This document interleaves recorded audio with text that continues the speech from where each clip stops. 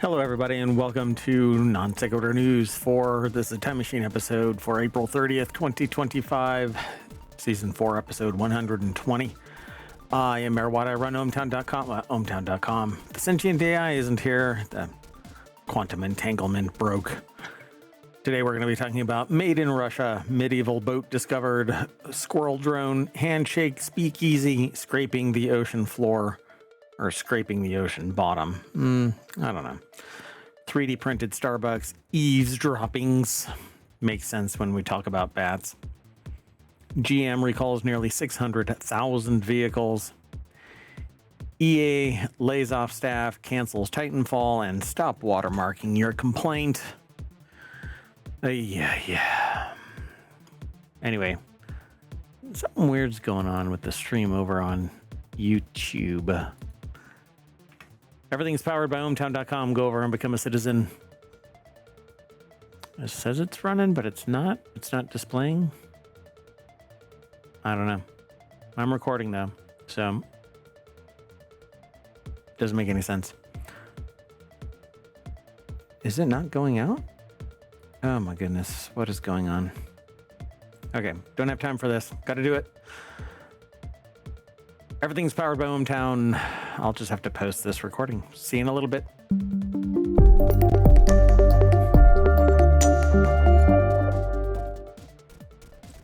Yeah, it says I'm dropping frames, but I'm not. I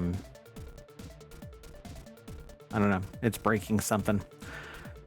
So we'll just have to go on with the show and go from there. Weird.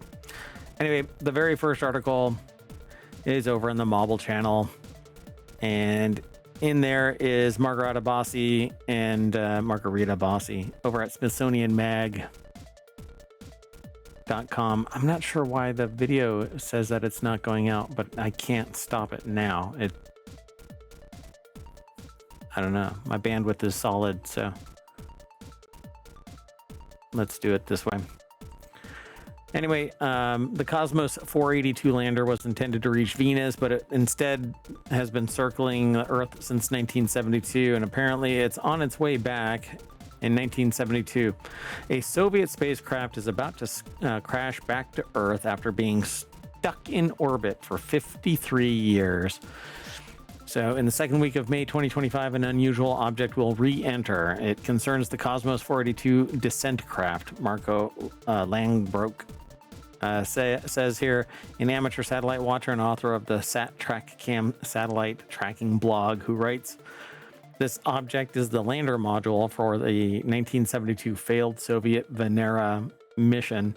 It's currently impossible to predict where it's going to land or when it's going to land, but it's likely going to land in a Florida homeowner's living room.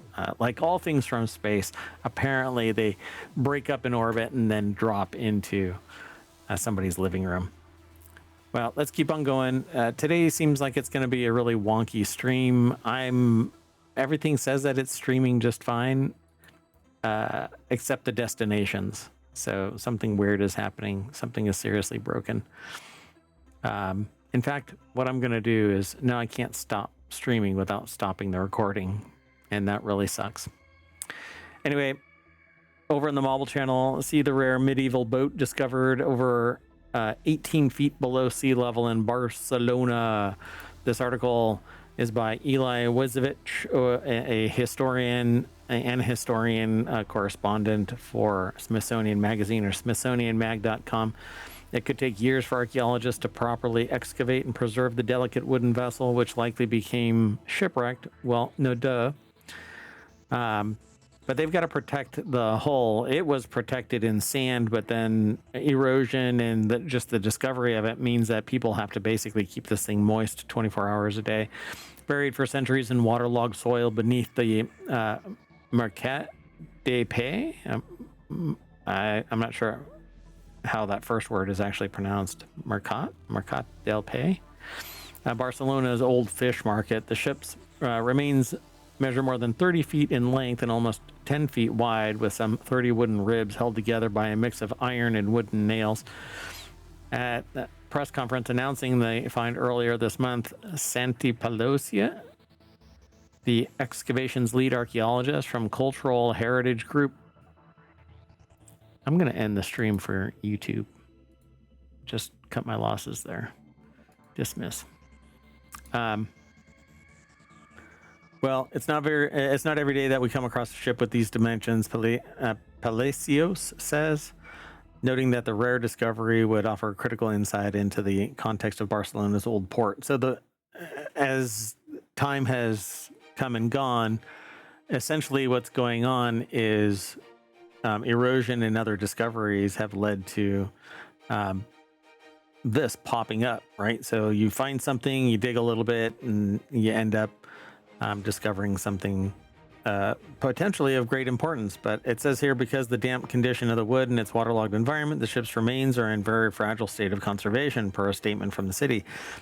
To prevent the sensitive wood from crumbling, proper excavation and restoration could take years, and for now the researchers have left the ship in situ, partially covering it with original sand, soil, and squeezing wet sponges on it to preserve moisture. The wood has to be kept constantly damp as to keep it in a good state, because the moment that they let this thing dry out, it will just fracture and then decompose to a greater degree. The problem here is they really should have just left it alone, done as much preventative work from like you do side scanning sonar and ground penetrating radar, and you do other things to limit even having to dig it up yet, and then you price it out, you do the work, you get it done. I don't know if that's actually how it was all done though, but it says for now that they've left it alone. So it's part of excavations for Ciutadella del Coneximent.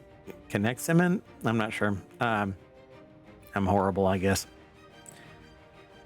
A scientific research complex in and around Barcelona. So pretty cool. There's a whole lot more, and there are some pictures, and it shows this very large open area. And yeah, I don't know what's going on. So I'm going to do this. I'm going to stop the stream over at YouTube.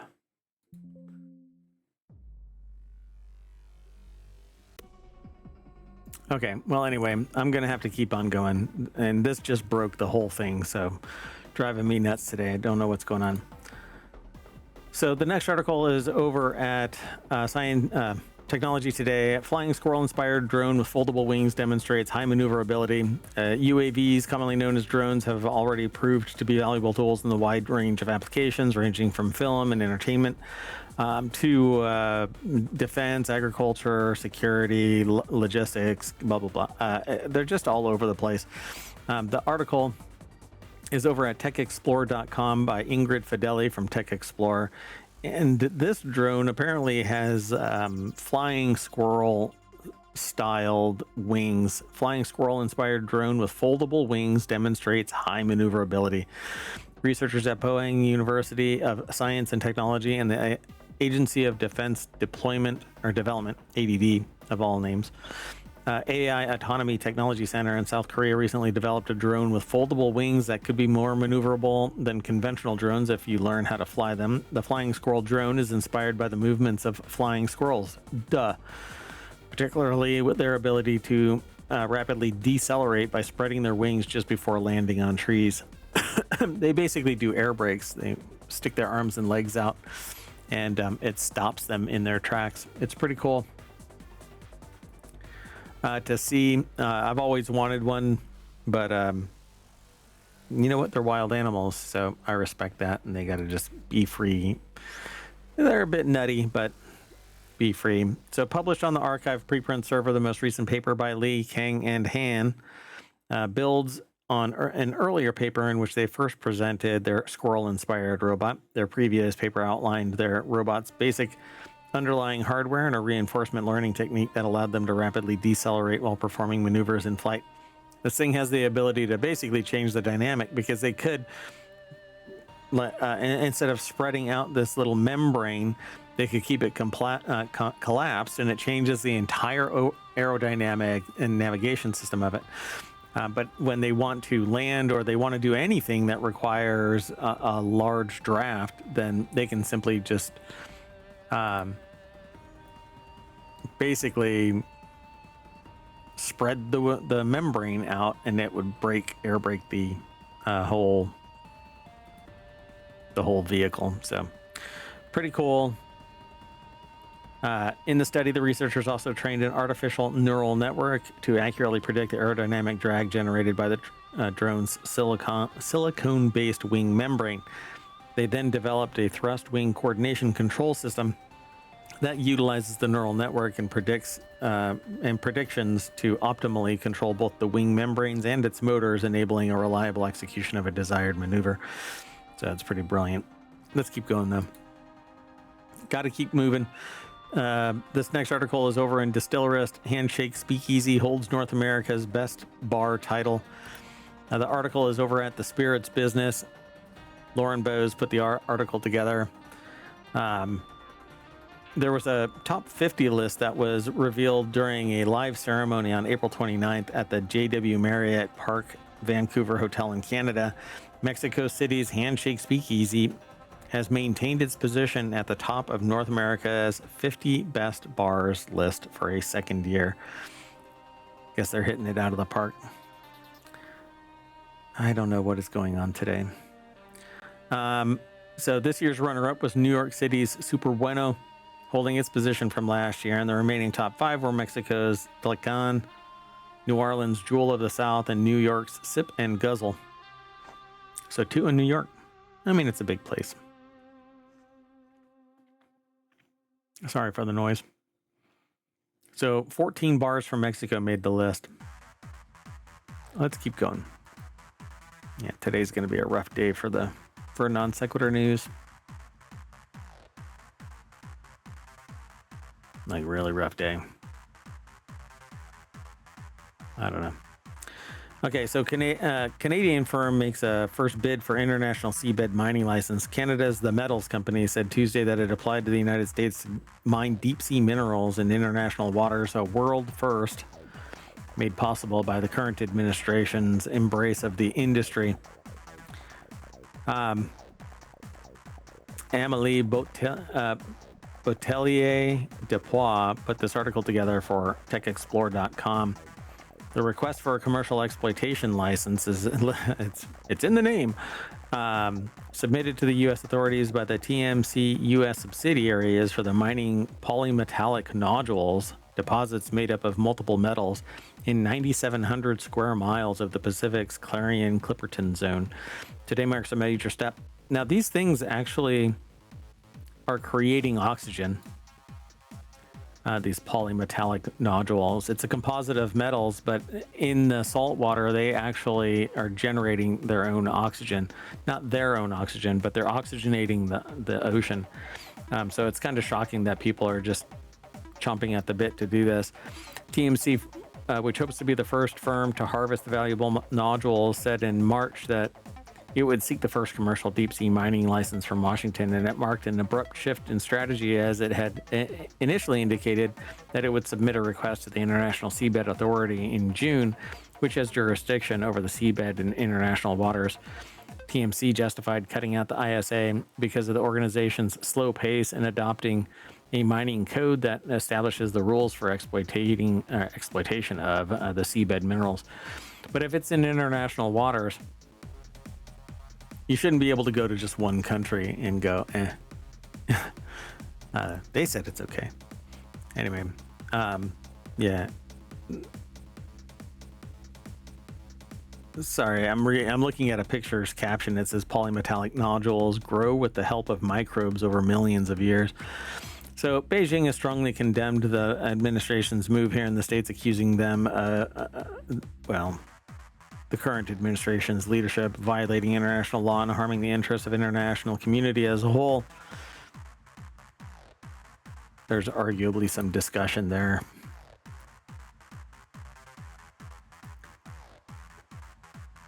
Greenpeace campaigner Ruth Ramos said the announcement would be remembered as an act of total disregard for international law and scientific consensus. Let's keep moving.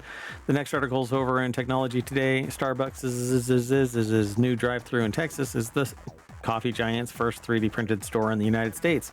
Texas seems to be really chomping at the bit to embrace 3D printing. I wish that every state should or would. There's a new pour from Starbucks. It's the first 3D printed store in the U.S. There first. Jamie Stengel over at techexplore.com put the article together. And there it is. You can actually see the band lines of the... Let me zoom in if I can. I don't know what's going on. Everything seems to be slow, but I haven't been notified of any problems. So you can see the banding. And that's part and parcel to deposition printing. The location, which is a drive-through only, is set to open Friday and makes Starbucks one of the nation's first few big retailers that have tinkered with 3D printing for commercial construction. Builders have mostly used the technology in residential construction as they look to innovate to tackle an affordable housing crisis. And I want this. I want a 3D printed house. I'm hoping that I'll be able to get it, but we shall see. I have to go and buy land and plan the build and all of that kind of stuff, because I really don't like conventional stick and nail, blow your house down because of 150-mile-an-hour winds and freaking leaking and stuff. It's ridiculous. Not saying that 3D printed concrete construction can't crack and leak and all that, but it's a whole lot more rigid and capable and soundproof and blah blah blah. This stuff, the mayoral mansion and a strong breeze blows around, maybe into other people's yards, for crying out loud. Anyway, you're starting to see the technology getting faster, smaller, better overall. 3D printing for construction, I think, is the way to go. Let's keep going. The next article is over in Greenogram. For these bats, eavesdropping is a valuable learned skill. Over time, young fringe-lipped bats learn to distinguish the calls of palatable frogs from those of toxic ones. And that's because they're listening in on which ones sound good, and I guess which one has bat bodies laying next to it. Over time, these bats right here apparently learn, hey, this one's good, this one's bad. You'll be able to go and watch it or read more about it. I can't because I'm air gapped and I'm having problems with my stream right now. So the next article is over in Four Wheel Tech. GM recalls nearly 600,000 U.S. trucks and SUVs after 28,000 V8 engines grenade themselves, according to this article. Only about 3% of the 600,000 trucks are expected to have problems with their crankshafts and connecting rods that require a fix, but all have to be checked. The article is by Colin Woodard over at jalopnik.com, and they put this article together to raise awareness about this. The recall covers vehicles built between 2021 and 2024, includes the Cadillac Escalades, Escalade ESV, Silverado, Suburban, Tahoe, GMC Sierra, Yukon XL. Only about 3% of them are going to have the problem, but again, you have to check them all. Of the 28,000 complaints over crankshaft, connecting rod, or engine bearing failure, 14,332 of them involved allegations of loss of propulsion. But what's more concerning is that GM found that at least a dozen potentially related alleged crashes and an identical number of potentially related alleged injuries in the U.S. It also found 42 potentially related fire allegations in the U.S., but notes that in the majority of these cases, the causation of these incidents is unclear, and the alleged fire damage is contained to the engine compartment and consistent with damage that can occur in rare instances during engine failure. So,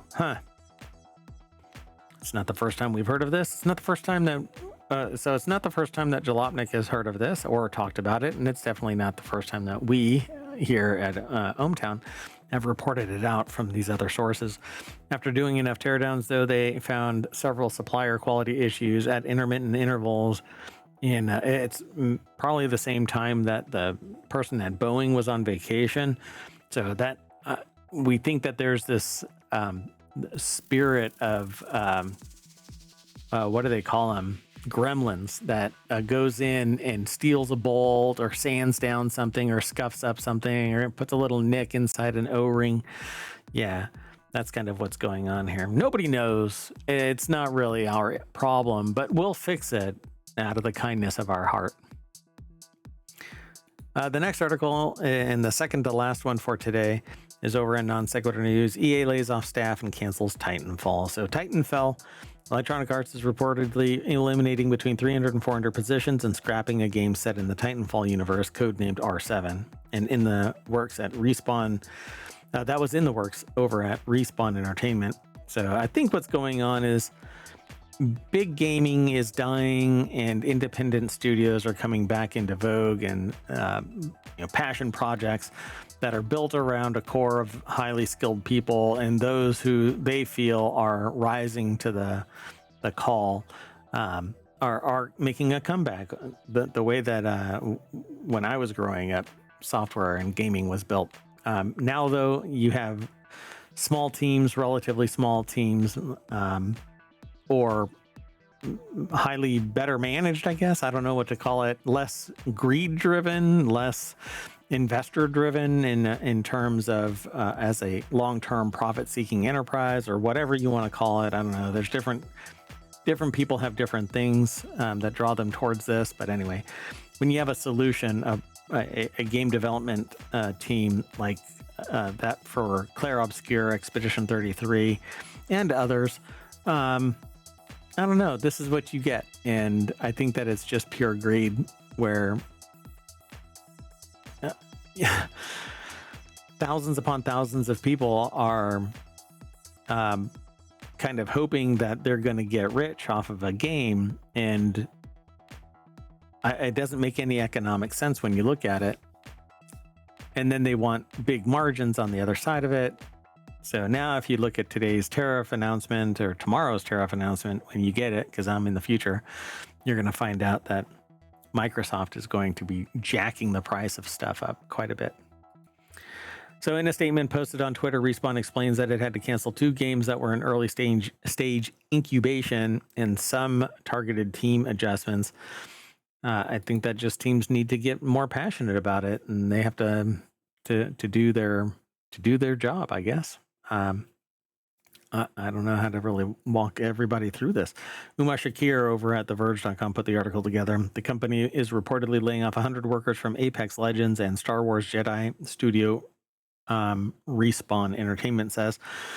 So I basically went over what just went down, but as part of their continued focus on long-term strategic priorities, we've made select changes within our organization that more effectively aligns teams and allocates resources. So bye-bye 300 to 400 people and the scrapping of Titanfall universe-based game, codenamed R7, but not...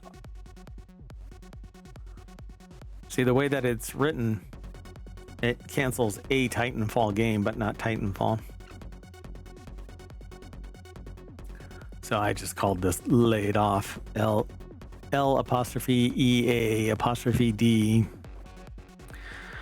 IGN reports about 100 employees at Respawn were laid off, including developers, QA workers, publishing staffers. IGN also says that some of the workers were moved from Respawn over to EA Motive's Iron Man game, the Battlefield series, and other projects.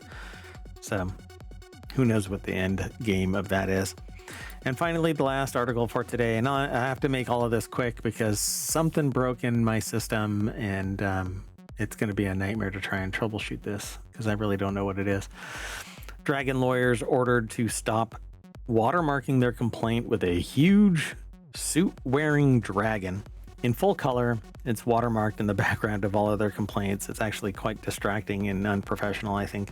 Good lawyers leave their mark on legal communities. Dragon lawyers get asked to stop leaving their mark on each damned page of the complaint. In what has to be the best case for law schools to begin teaching a summer module on how to add watermarks to briefs, a Michigan-based law firm decided to zhuzh up their legal writing with a picture. The article is by Chris Williams over at Above the Law. So apparently there's a law firm called Dragon Lawyers, and it's filed every single thing. This here is... Why? It looks like a cartoon character, like an anime character, but I don't know why they would do this. Anyway, yeah, it's not Spyro. So the author of this article, Chris Williams, put this article together, and it says, I always wondered what Spyro was up to once the games ran their course. Spyro the dragon. Everyone and their dragon really has to be getting a law degree. How to Train Your Dragon in Law. That is probably the next movie sequel. So this is kind of a casual article with a lot of interstitial stuff. Not to be a stickler for minutia, but the above does not appear to be a cartoon dragon. Cartoon dragons look more like this. They say use of this dragon cartoon logo is not only distracting, it's juvenile and impertinent. The court is not a cartoon. Says the judge's statement. Whether the dragon lawyer's image was a cartoon or not is less interesting than the brainstorming about how pleadings should look that followed. So they say here, this is awesome. Law firms should have sponsors and have them included on the watermark in their pleadings. Sure. I think that's what it should be for politicians. That's for sure. Like NASCAR, their suits should actually have like QR codes and names and stuff like that, so that when CNN is or C-SPAN is having a camera, software can look at all of this stuff and tell you who that particular politician is owned by. I don't know what's a better term. Far from deserving ridicule, dragon lawyers should be praised for being on the cutting edge of legal transparency. It only takes one to look at their complaint to know whose side they're on, and to make matters better, the firm has been consistent. So they went back in Pacer to see how long this attorney apparently has been dragon posting, and it's been 7 years. He even watermarked his filings with a blue dragon when his firm was just Perone Law PC in 2018. So he had this blue dragon right here. And of course a big flag because yeah. After the 7-year mark, you just got to let some things fly, not everything though. The recent surge in interest has unearthed some unexpected interest in the firm's site that may cause legal trouble down the line. This is the perfect lawyer website. Extremely tiny logo, shopping cart functionality, vertical lawyers button that does nothing, ominous mention of AI, only testimonial is a father's rights case for someone named Juice, and links at the bottom don't go anywhere. And then it says not to get somber and serious, but this guy has obviously fake client reviews on his website. He'll be suspended in like a week. Wonder if the suspension paperwork will have a dragon on it, says the author of this article. This is pretty amazing. I don't know why anybody would do this. I mean, to me, it's unprofessional as hell, but I'm not a lawyer. And even if I was a lawyer, I'm not your lawyer. So if you want lawyerly whatever, go talk to a lawyer. Although I can get a close approximation. But I'm not a lawyer, and I'm not giving you legal advice or financial advice or any advice. You're not my client. But if you want to talk, we can talk. Anyway, that's it. I am done for today. My mayoral duties are going to keep me from doing a show tonight on May 1st. But I'm going to catch up tomorrow, May 2nd, do the time machine and do the May 2nd episode, because mayoral duties tonight on the 30th, on the 1st, are going to really mess with me. So anyway, that's it. We're done. See you later. My gosh, everything's broken.